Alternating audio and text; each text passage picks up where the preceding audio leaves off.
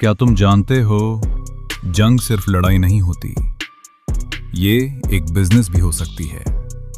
दुनिया भर में हर साल $2 ट्रिलियन से ज्यादा सिर्फ दिफा पर खर्च होते हैं। सोचो, इतना पैसा सिर्फ हथियारों पर।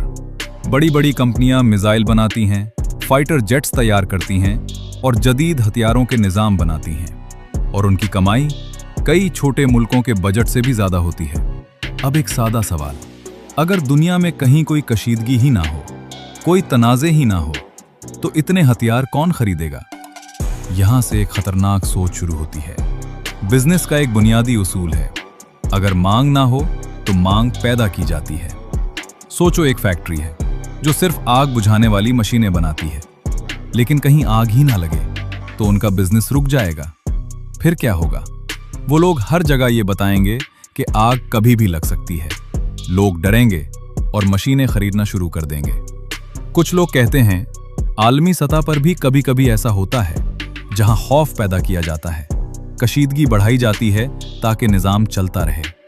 लेकिन सच क्या है, ये तुम्हें खुद समझना होगा।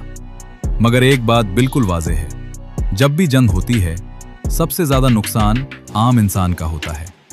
घर उजड़ जाते हैं, जिंदगियां टूट जाती हैं और किसी और का निजाम चल रहा होता है।